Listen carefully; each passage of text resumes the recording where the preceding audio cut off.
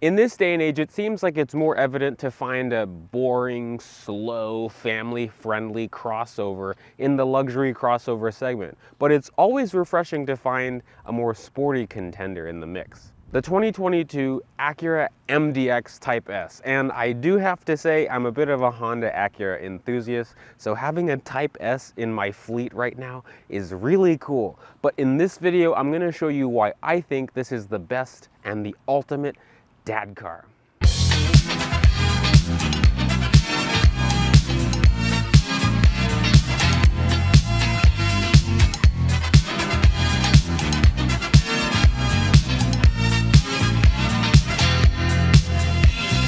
This MDX in particular is a 2022 Type S with the Advanced package. The Type S starts at just under $67,000. This one, as it's spec'd because it's the Advanced package and the Type S, is right around $73,000. This one is also coated in Apex Blue Pearl, which is one of my favorite Acura colors. I really like it on this MDX, but if this was my MDX in particular, I'd probably get Performance Red Pearl.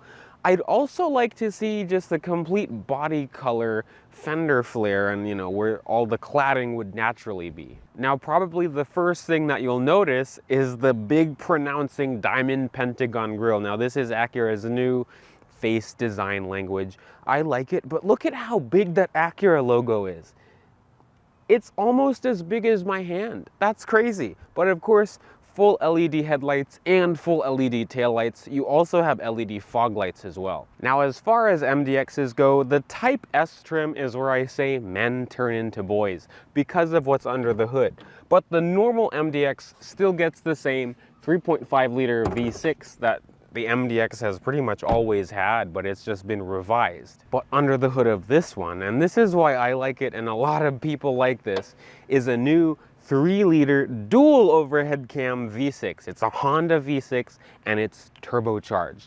This one makes 355 horsepower and 354 pound-feet of torque. It's the same engine that's in the TLX Type S. I do wish that because this car is heavier, they gave it a little bit more power. It would be nice to see close to 400, but you could probably easily tune these things now, so I wouldn't worry about that. Now, because this is a modern day Type S, you have super handling all-wheel drive, which works very well for such a big car like this. It can now send up to 70% of power to the rear wheels. That's only in the Type S models that the all-wheel drive system is a little bit more rear biased. But it's the same system that you'll find in the TLX Type S, and also they both use the same 10-speed automatic. So no dual clutch, no CVT, just a normal 10-speed automatic. And for those that are concerned about fuel economy, Acura claims 17 in the city, 21 on the highway, but the way how I've been driving, I've been getting 13, 14, 15 miles a gallon, but I have been driving this like a dickhead. But I understand why. Okay, I'm gonna be like a black Vanna white. Now, the powertrain isn't the only reason to go for the Type S model. First of all, you'll see these 21-inch alloy wheels, which really look good on this one. There's already swirls in the black paint on the wheels, which, hurts my heart to see. I'd also get crossbars on this. And you can easily put the crossbars on too, actually. There's these two plastic tabs on each thing that pop right out. Actually, come here. So there's these black plastic tabs or clips that you can get off with your nail, but that's how you can put crossbars on it, because that's what I would do if this was my car. Because crossbars on SUVs just works. Okay, there we go. But one other thing, because you're up close to me. Now, it also hurts. I mean, and if this was my car, it would be, ceramic coated and paint protected and paint corrected and everything. But already the swirls, this is probably from an automatic car wash. Now, I have another interesting factoid, and you guys must be prepared that I'm going to be nerding out about this car.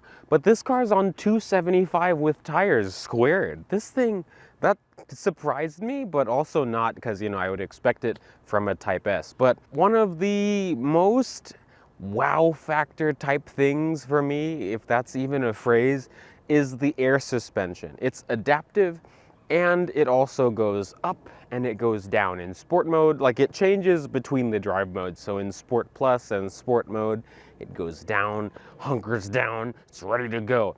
And you can put it in snow mode or a lift mode, and then it goes all the way on its tippy toes. It's really interesting to watch. But also as you change those drive modes and the car goes up and it goes down and it goes up and then it goes down, it can adjust the firmness of the damping in the shocks. And in comfort mode, it can be nice and smooth. And then in sport and Sport Plus, it's, you know, like when it's hunkered down, it's stiff and stiff, you know? And the steering stiffens up. One of the other eye-catching things about this car, especially because it's an MDX, is the quad tip exhaust. That only comes on the Type S. The normal MDXs have kind of an oval or a rectangle shape exhaust, which is more classy, but I really like this. The only thing is, compared to the TLX Type S, the MDX's exhaust is deceiving. The TLX can get an active exhaust, so, you know, in comfort mode, it's quiet, you know, it sounds like a normal stock V6 Honda or Acura product, and then in Sport and Sport Plus, the exhaust gets louder and it's just much more engaging. This one, the only complaint I have in the week that I've had this is that it's not loud enough for the exhaust. You know, for a normal advanced package MDX, I wouldn't mind it, but this should be louder. Now, one of the other newfangled and fancy things that I like about this car compared to my 20-year-old junks is that, you know, you need the key on you, but you can open the tailgate and, you know, I'm not touching anything. Huh? What the hell? Come on. Okay, whatever. It does work if you just click it. But power tailgate with, of course, what I was trying to show you was the hands-free opening and closing. Let's see here. That's a waste of time.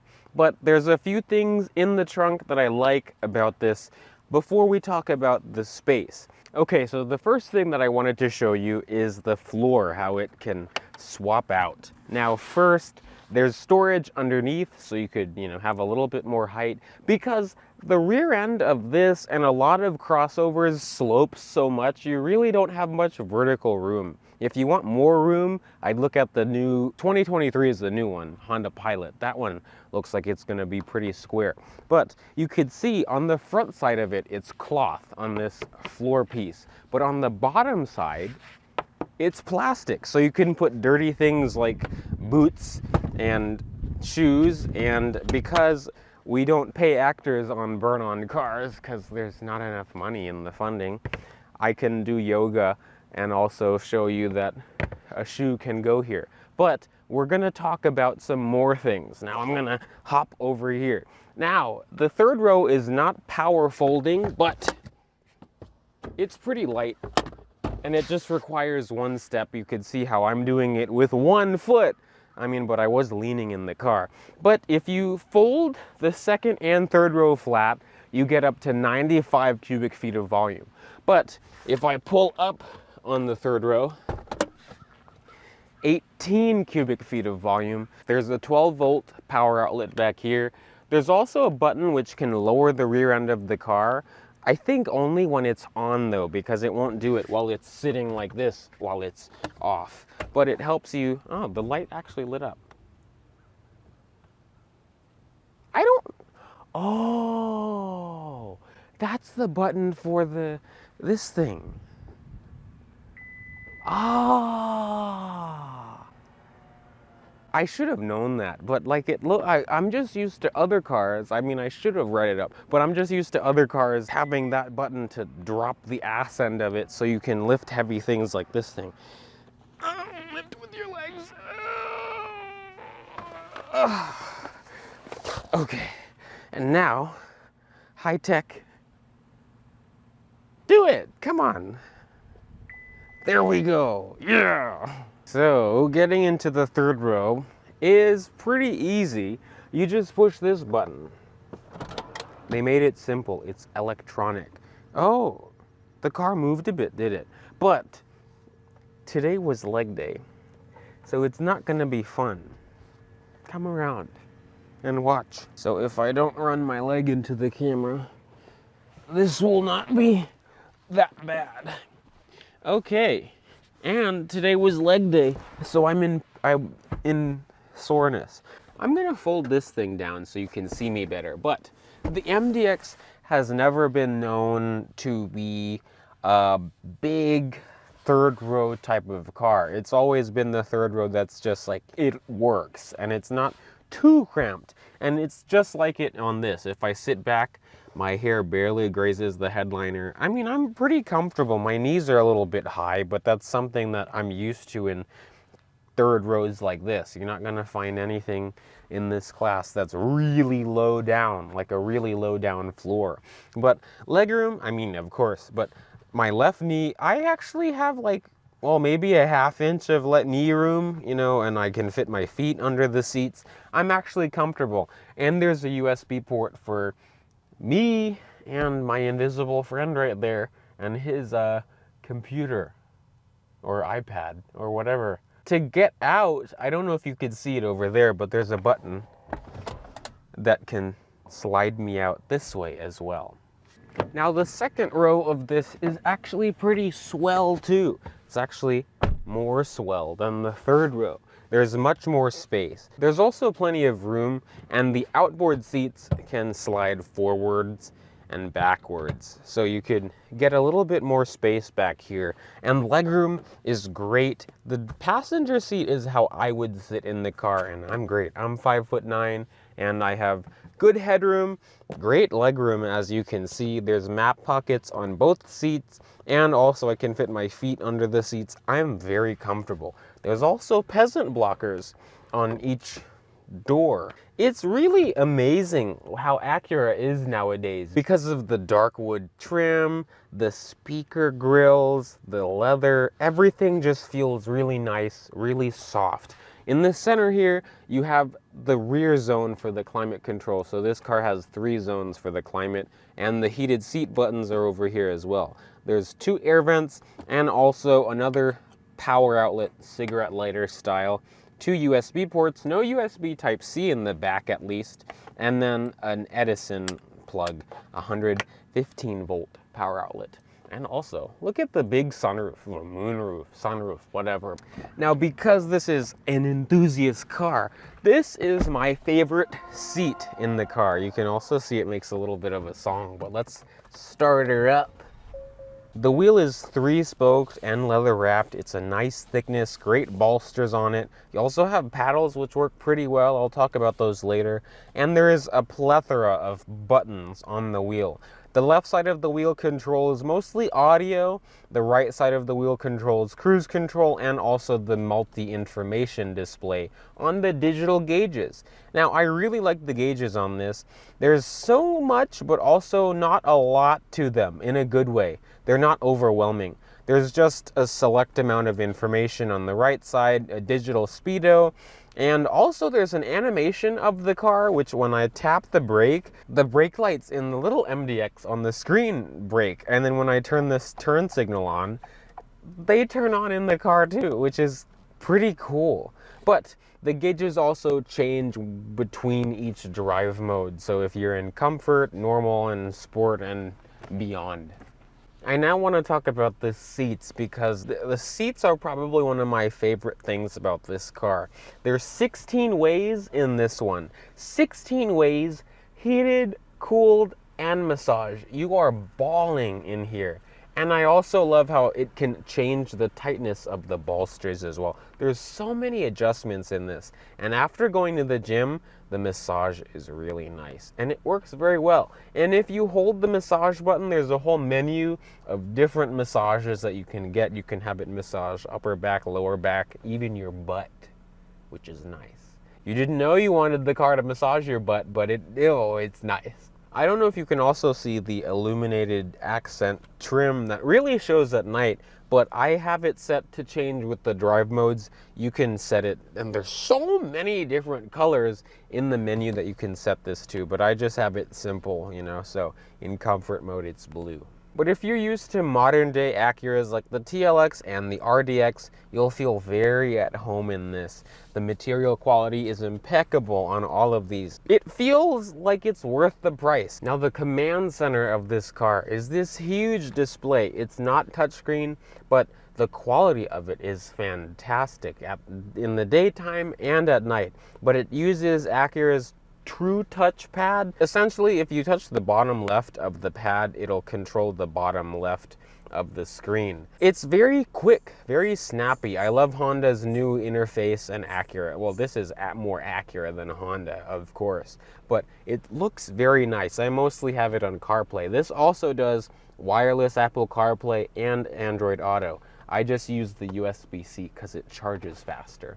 The climate control is dual zone, very simple to use. No menus that are hidden in the screen besides what massages that you want, because you know they can't list all of that here. But they did a really good job with making the interior simple but also elegant and not too much piano black plastic. Now over the years, Honda and Acura have been moving over to this push button style shifter, which I've gotten used to after a week of having this car. And also the mode select is right on top of that, and it has a nice animation on the screen. I also like how they put this leather padded, I guess, wrist rest, so you can use the pad. Very convenient. And underneath this wrist rest is a wireless charger, and 2 cup holders are next to it, and they're big cup holders at that. Now, center console is also nicely padded and nice and soft and stitched well, and there's 2 levels to it. There's a bit of a deeper storage compartment, which shows a USB port and another power outlet,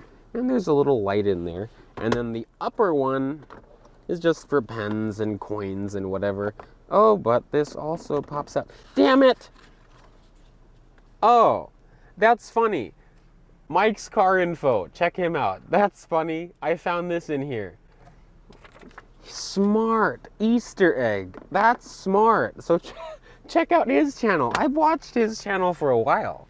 In comfort mode, it's very quiet. The throttle response is, well, the best way I could describe it is doughy, just because you have to push a little bit more, but it's for that smoother, you know, experience. The only thing is there's lag in comfort mode when you push the gas, at least from a stop, which can be a little bit annoying. The steering is also pretty light. It's still quick and snappy in comfort mode, but it's just more effortless. The whole experience of this car is more effortless in comfort mode. The dampers get, you know, a little bit softer. Of course, it's not going to be floaty like a Cadillac or sting like a bee, but it's nice. It's a very nice car on the highway and on the road like this. But we're going to get on it a little bit here. There's a camera, annoyingly, so I'll take off normally. Normal acceleration, very smooth. You can't really feel the shifts in the 10-speed. Of course, we're coming up onto a red light. We always love that. Great power, great power. But my dad used to have an MDX, and I reviewed that one. My close friends have an MDX. They still have it, and I reviewed that one as well. So MDX has always been a special car to me, just the nostalgia and just how it makes me feel. And also, they're good cars. They handle very well. I'll show you that soon. And now that I'm on the highway, I'm doing 85. And first, it doesn't feel like it. It feels like I'm doing 60. So I love how isolated I feel from the wheel, but also how connected I feel as well. Why is there an Outback in a ditch? People are weird. But now, it looks like the road is opening up. I'll go into Sport Plus.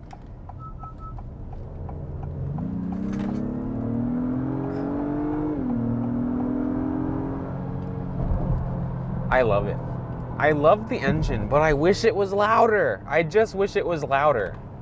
You don't have to be in such a low gear. I need the right lane, but I have power. In Sport Plus, the throttle response is very, very sharp. The car is ready. The steering gets quicker. It takes a little bit, like it holds gears a little bit longer. It just feels like a much more planted and aggressive car. I love it. It's just annoying that like it's 4 o'clock on a Thursday and it's rush hour kind of now. It feels like a race car. Like it's an SUV that feels like a, well, not race car, but it just feels so sporty. Okay, so I have switched you to another view, which is a little bit more visually engaging, I think. Hopefully there's no one going slow. It seems like everyone's going the opposite way on this road. But we are going to experience the Type S-ness of this MDX. Yeah, everyone's going that way. I'm going this way. But I'll put myself in Sport Plus. And then Sport Transition, dual transmission.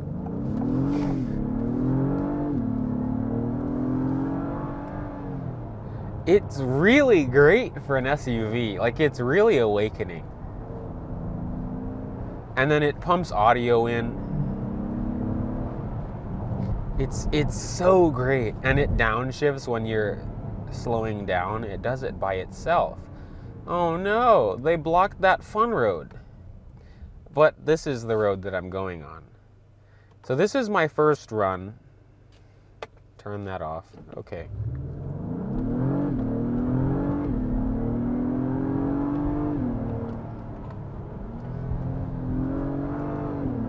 It feels very rear biased. Like, they actually did a very good job. And for an SUV, it hunkers down, and that super handling all-wheel drive. Jump? Nope. I don't like this. I'm not going flat out, but you can really feel the super handling all-wheel drive. Wow, look at this line of cars. But the all-wheel drive system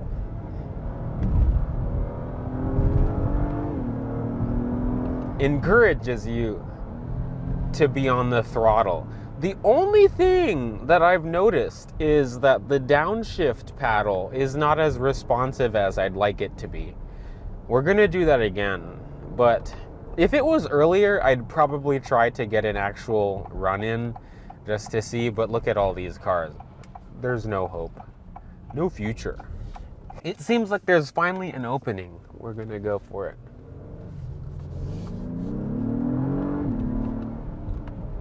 This thing feels blisteringly fast. But it feels big on this road.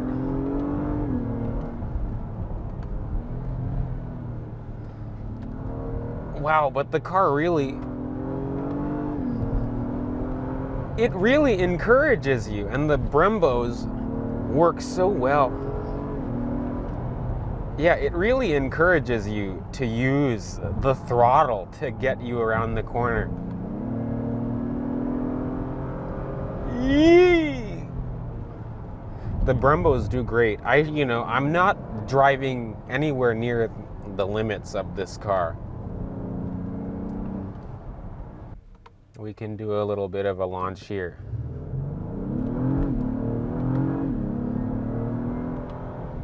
It shifts like a dual clutch just a bit.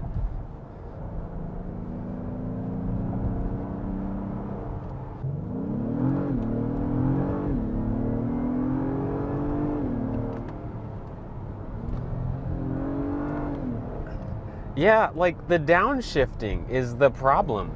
There's so many cars. And they're all going wide. So I won't push it too hard today then. Annoyingly, because this is a Type S. Yeah, like the downshift, it's not quick enough.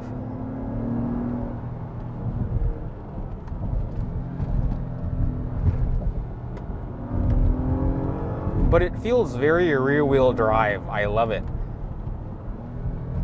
Yeah, the downshifts are messing me up.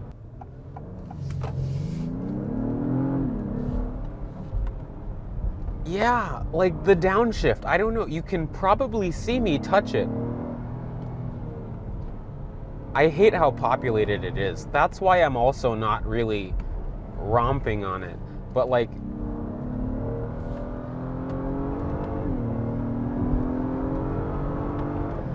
for an SUV, wow, it's quick.